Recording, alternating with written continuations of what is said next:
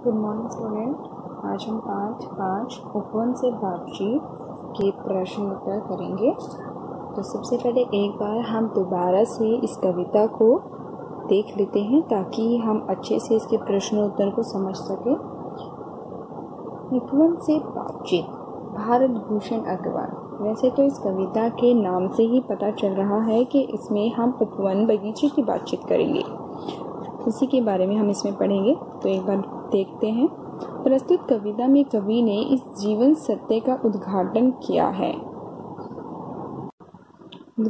किया है कि जीवन के मजे उन लोगों के लिए हैं जो कष्टों और विषम परिस्थितियों से जूझे हैं। उपवन में बसंत की बहार तभी आती है जब वह प्रचंड गर्मी, तेज वर्षा और हाड़ कपा देने वाली शीत के प्रकोप को झेलता है।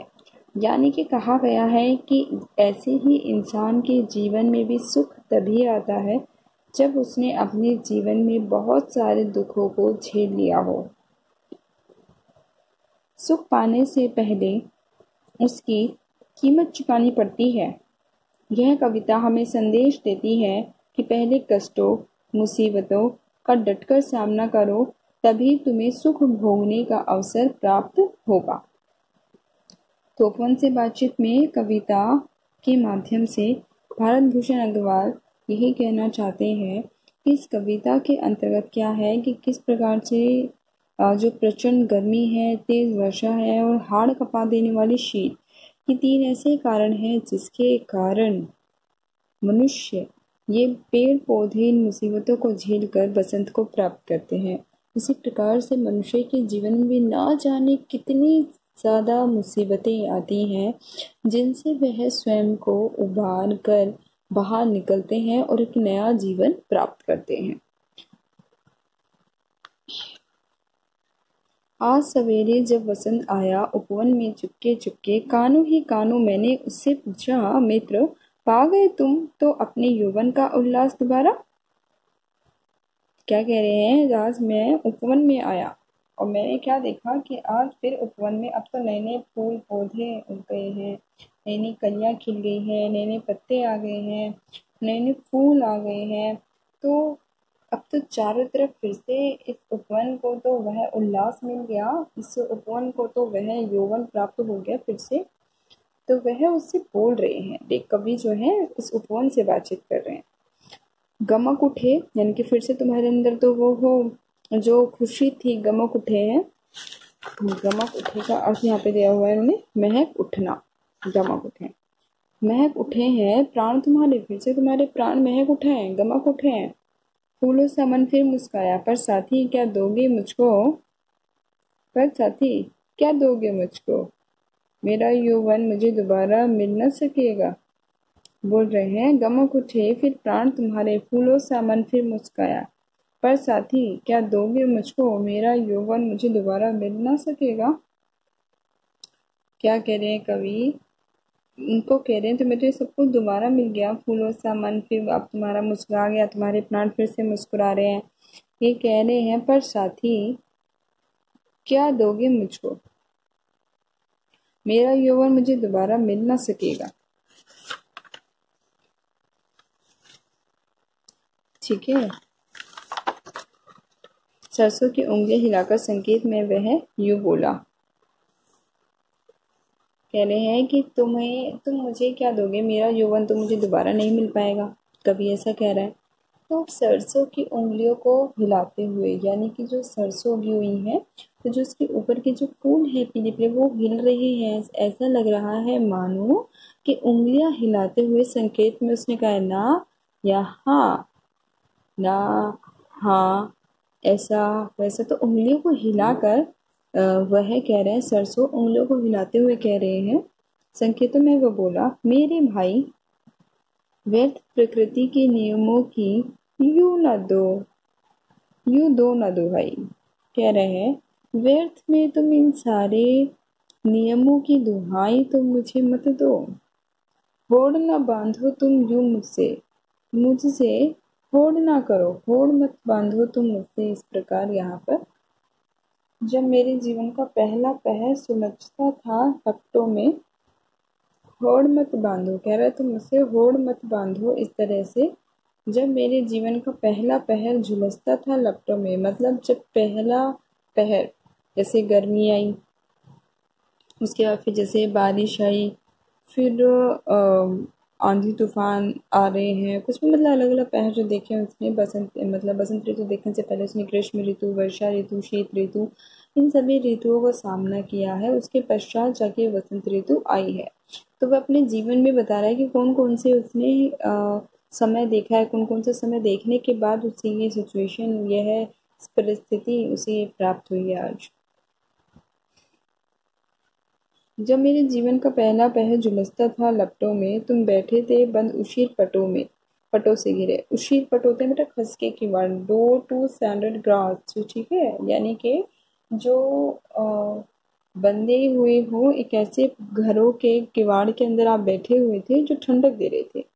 तुम वहां बैठे हुए थे, और जबकि मैं क्या कर रहा था, झुलस रहा था। मैं जब वर्षा की बाढ़ों में डूब डूब उतर आया था, मैं जब वर्षा की बाढ़ के कारण डूब रहा था, जब मैं वर्षा के पानी में डूब रहा था, बाढ़ में डूब रहा था, उस समय क्या था, वर्षा के पानी में जब मैं डूब रहा था, तुम हंसते थे वाटरप्रूफ कवच को ओढ़े। जब मैं वर्षा के पानी में डूब रहा था तो तुम क्या कर रहे थे, तुम हंसते थे वाटरप्रूफ कवच को ओढ़े। उस समय तुम वाटरप्रूफ कवच को ओढ़े हंस रहे थे। और शीत के पाले में जब गलकर मेरी देह जम गई थी, और जब शीत के पाले में, और जब ठंड पड़ी थी बहुत तेज, और उस ठंड के कारण जब मेरी देह जम गई थी, ठीक है, ये कह रहे हैं तुम हंसते थे वाटरप्रूफ कवच को ओढ़े, और शीत के पाले में जब गलकर मेरी देह जम गई, तब बिजली के हीटर से तुम सेक रहे थे अपना तना। जो कह रहा है तुम बैठे थे बंद उशीर पटों से घिरकर, जब मैं वर्षा की बाढ़ों में डूब डूब उतराया था, तुम हंसते थे वाटरप्रूफ कवच को ओढ़े। तुम वाटरप्रूफ कवच को ओढ़े हुए थे, तुम हंस रहे थे उस वाटरप्रूफ कवच को ओढ़कर। और शीत के पाले में जब गलकर मेरी देह जम गई, और जिस समय पर इतनी तेज ठंड पड़ रही थी, पाला पड़ रहा था ठंड का, उस समय तुमने क्या किया था, जब तेज ठंड पड़ रही थी उस समय तुमने वाटरप्रूफ कवच को ओढ़ लिया था। और शीत के पाले में जब गलकर मेरी देह जम गई, और शीत के पाले में जब शीत के पाला पड़ा, जब बहुत ठंडी हवा, ठंडी शीत ऋतु आई, तो उस समय क्या किया था, उस समय हाँ तुमने तो वाटरप्रूफ कवच ओढ़ लिए थे। शीत के पाले में मेरी जबकि देह जम गई थी, पहले तो शरीर जम गया था ठंड के कारण, और तुमने वाटरप्रूफ कवच ओढ़ लिया था। तब हीटर, तब बिजली के हीटर से, और तुम्हारी देह जम गई थी, और तुमने क्या करा था, तुम उस समय सेक रहे थे। वो देखो क्या कह रहा है, मैं वर्षा के पानी में डूब गया था, तुमने वाटरप्रूफ कवच ओढ़ लिया था। मैं शीत में गल रहा था, मेरा शरीर गल रहा था शीत में, ठंडी उसमें पाले में, तो मैं अपने आप को हीटर से सेक रहे थे। जिसने झेला नहीं खेल क्या उसने खेला। अब जिसने झेला ही नहीं है उसने क्या खेल खेला, ये पूछ रहे हैं। जब जिसने खेल झेला नहीं, क्या खेल उसने खेला। जो कष्टों से भागा दूर हो गया सहज जीवन के क्रम से।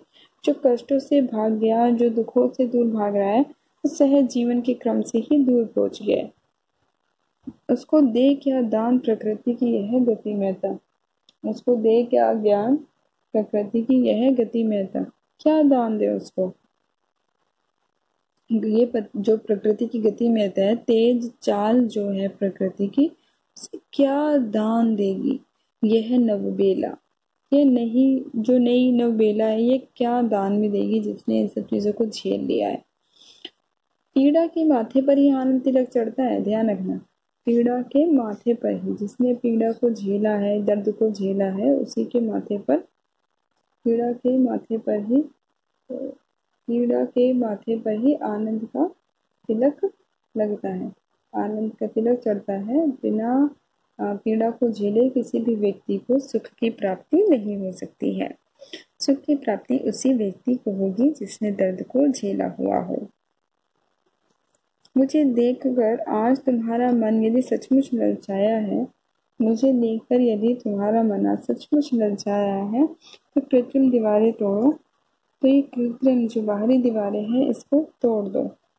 बाहर आओ, कृत्रिम दीवारें तोड़ो, बाहर आओ, खुलो, तपो, भीगो, गल जाओ। तो कह रहे हैं कि जो कृत्रिम दीवारें हैं उनको तोड़ो, खुलो, तपो, भीगो और गल जाओ। बाहर आओ, तपो, तप जाओ, भीगो बारिश में, भीग जाओ और गल जाओ। आंधी तूफानों को सिर पर लेना सीखो, जीवन का हर दर्द सहेजो, स्वीकारो हर चोट समय की। जीवन का हर दर्द सहेजो, जीवन का जो हर दर्द सहता है, स्वीकारो उस हर चोट समय की, उस हर समय की चोट को स्वीकारो। जितनी भी हलचल मचनी हो मच जाने दो, रस विष दोनों को गहरे में पच जाने दो। स्वीकारो हर चोट समय की, जो समय की चोट है उसको स्वीकारो। जितनी भी हलचल हो उसको मच जाने दो, जितनी मच सकती है। आंधी तूफान को सिर पर लेना सीखो, जीवन का हर दर्द सहना सीखो, हर चोट समय की सहना सीखो। जीवन की जितनी भी हलचल मच जानी है उसे मच जाने दो। रस विष दोनों को गहरे में पच जाने दो, चाहे वो रस हो, चाहे विष हो, जहर हो, चाहे वो रस हो मीठा, चाहे वो विष हो कड़वा, दोनों को जाने दो शरीर के अंदर और पच जाने दो दोनों को।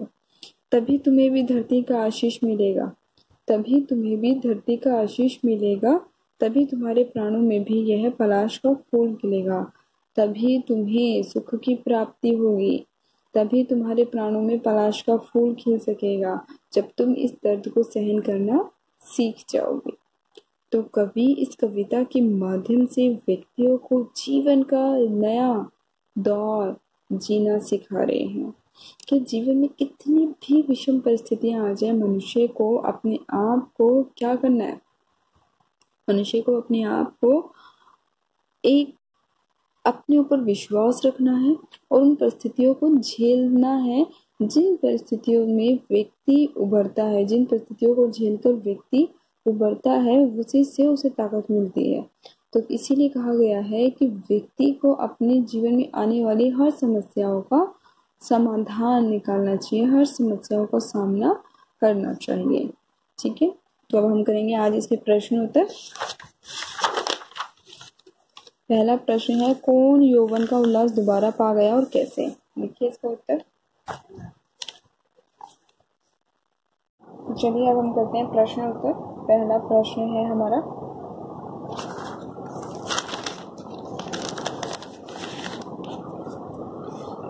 कौन यौवन का उल्लास दोबारा पा गया और कैसे? पहले लिखेंगे 5 ये कविता है आपकी, तो लिख लीजिए इसको कविता। उपवन से बातचीत।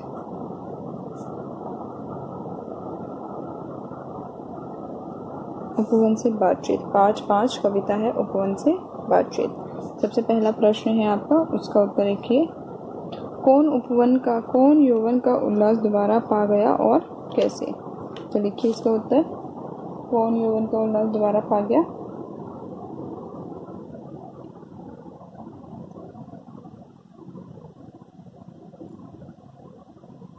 एक मिनट।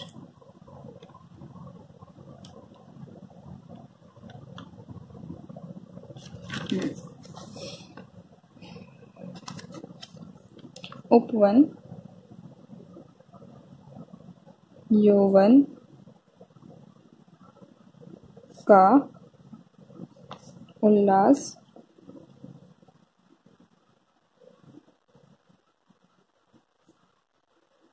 दोबारा पा गया। कैसे पा गया? यह यौवन उपवन ने बहुत अधिक दुख झेलने के पश्चात उपवन यौवन का उल्लास दोबारा पा गया। यह यौवन उपवन ने बहुत अधिक दुख झेलने के पश्चात उपवन यौवन का उल्लास दोबारा पा गया। यह यौवन उपवन ने बहुत अधिक जो दुख झेलने के पश्चात प्राप्त किया।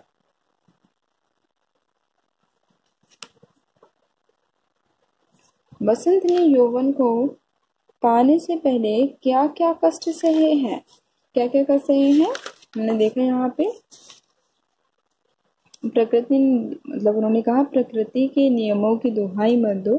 सबसे पहले मैंने क्या करा था, मैं झुलसा हूँ। उपवन बोला मैं झुलसा हूँ, वर्षा की बाढ़ों में डूबा हूँ, सर्दी में देह जम गई है।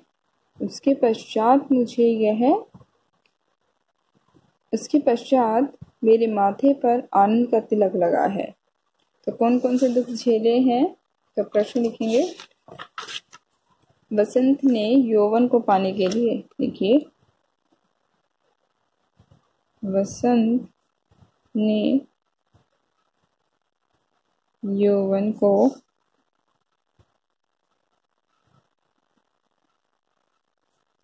पाने के लिए, वसंत ने यौवन को पाने के लिए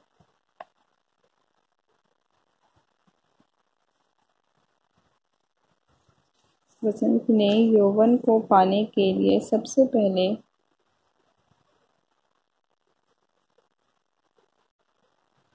वसंत ने यौवन को पाने के लिए सबसे पहले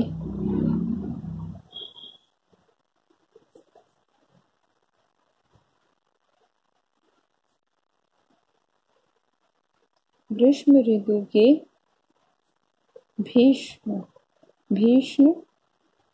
ग्रीष्म ऋतु के भीषण बोल सकते हो या फिर भीषण लिख दो। भीषण प्रकोप, भीष्म देखो भीषण प्रकोप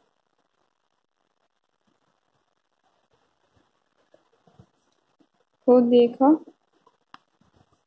फिर वर्षा ऋतु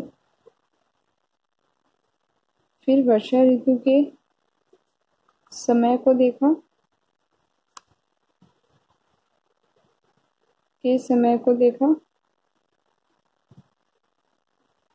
फिर वर्षा ऋतु के समय को देखा। तत्पश्चात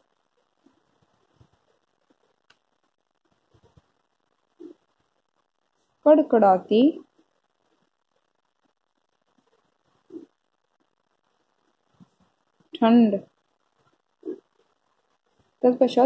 ठंड ने उनके शरीर को कपा दिया।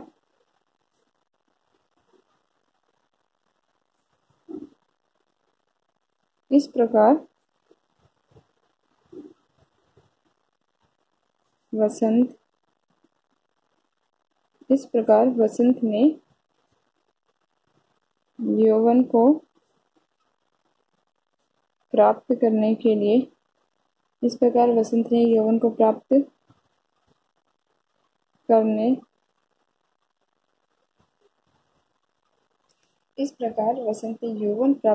करने के लिए बहुत अधिक कष्टों को झेला।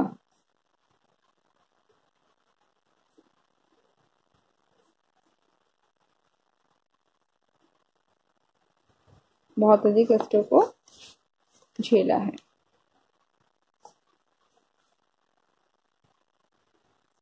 अब आता है हमारा ग। अगला प्रश्न ग। आनंद का तिलक किस पर चढ़ता है? आनंद का तिलक किस पर चढ़ता है? देखिए इसका उत्तर।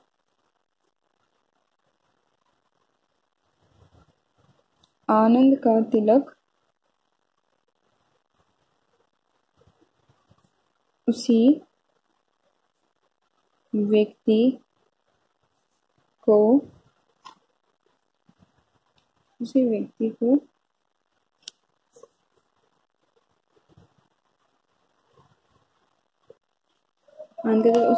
लगता है जिसने दुख को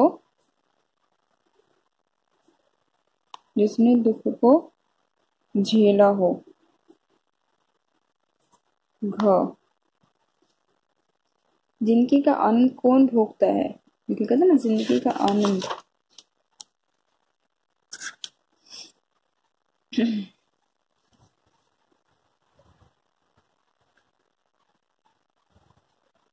कहा जिंदगी का आनंद वही व्यक्ति भोगता है। पीड़ा के माथे पर आनंद तिलक का आनंद तिलक चढ़ता आया है, मुझे देख सचमुच तुम्हारा दिल ललचाया है। तो कह रहे हैं अगर तुम्हें भी वही भोगना हो तो जीवन का दर्द जो व्यक्ति जीवन का हर दर्द सहन कर सकता है वही व्यक्ति जीवन में आनंद को प्राप्त कर सकता है। तो देखिए मैंने प्रश्न पूछा है जिंदगी का आनंद कौन भोगता है? जिस व्यक्ति ने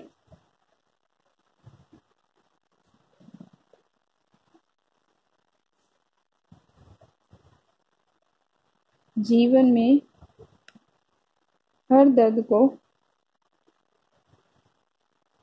सहन करा हो, जिस व्यक्ति ने जीवन में हर दर्द को सहन किया हो वही व्यक्ति जिस व्यक्ति ने जीवन में हर दर्द को सहन किया हो वही व्यक्ति जीवन में सुख भोग सकता है, वही व्यक्ति जीवन का आनंद भोगता है। जीवन में आनंद को वही व्यक्ति जीवन में आनंद को भोगता है।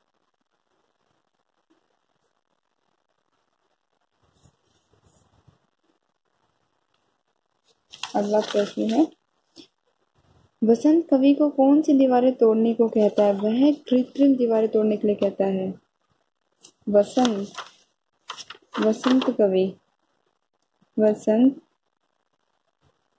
कवि को कृत्रिम वसंत कवि को कृत्रिम दीवारें वसंत कवि को कृत्रिम दीवारें तोड़ने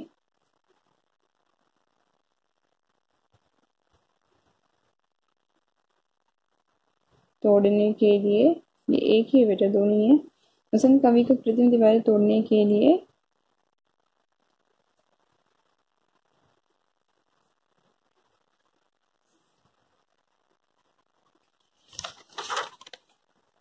हमें धरती का आशीष कब मिलेगा?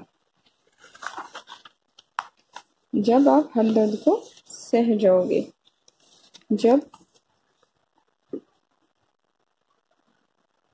जब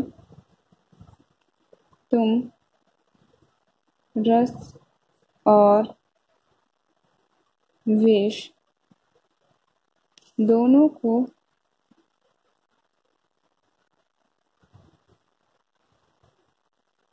पीना सीख जाओगे, तब तुम्हें धरती का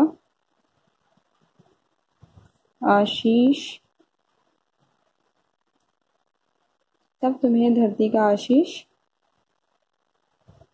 प्राप्त होगा।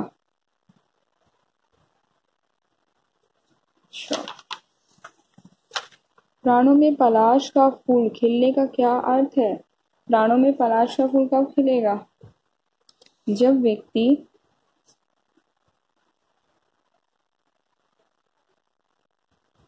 अपने जीवन में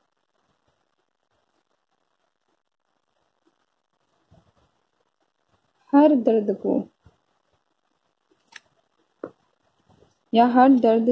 को झेल कर आगे बढ़ना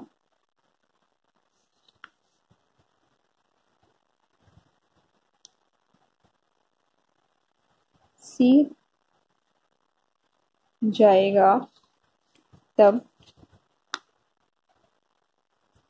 उसे धरती का आशीर्वाद, आशीष मतलब आशीर्वाद, आशीर्वाद प्राप्त होगा। आशीर्वाद ठीक से देख लीजिएगा, आशीर्वाद बच्चे बहुत गलत करते हैं, व के ऊपर आएगा आपका ये र, व के ऊपर। अदरवाइज ये क्या बन जाता, आरशी, आरशी नहीं आशीर्वाद, आशीर्वाद शब्द होता है, आशीर्वाद नहीं होता। अब इन सभी प्रश्नों के उत्तर को आपको करना है अच्छे से। आप लिखेंगे पाठ 5 कविता उपवन से बातचीत, यहाँ लिखेंगे आप लिखित, क्योंकि लिखित के प्रश्न उत्तर है, लिखित, ताकि आपको पता है कि लिखित वाले आपने किए हैं लिखित प्रश्नोत्तर। और उसके पश्चात आप सभी प्रश्नों के उत्तर को अच्छे से साफ साफ हैंड राइटिंग में लिखोगे, बिना किसी गलती के, बोलकर पढ़ पढ़ के लिखने हैं आपको, ताकि आपको समय के साथ साथ लिखते समय ये याद भी होते चले जाएं। हर व्यक्ति को, हर बच्चे को वीडियो कम से कम 3 से 4 बार देखनी है, ताकि आपको अच्छे से पता रहे कि कविता में कवि क्या समझाना चाह रहा है। पाठ की कहानी तो बेटा बहुत जल्दी समझ में आ जाता है, लेकिन कविता का जो मुख्य है, कविता का जो भाव है, कवि क्या उस कविता के माध्यम से आपको समझाना चाह रहा है, यह कविता आपकी बुक में क्यों लगाई गई है, क्या इसको पढ़कर आपको क्या प्राप्त होगा, यह सभी भाव, जो इस कविता का भाव है, वो आपको इस वीडियो के थ्रू मैंने समझाया है। इसको ध्यान से समझिएगा और इन प्रश्नों के उत्तर को लिखते समय बोल बोल कर, पढ़ पढ़ कर लिखिएगा, ताकि आपको याद भी हो जाए। ठीक है, धन्यवाद।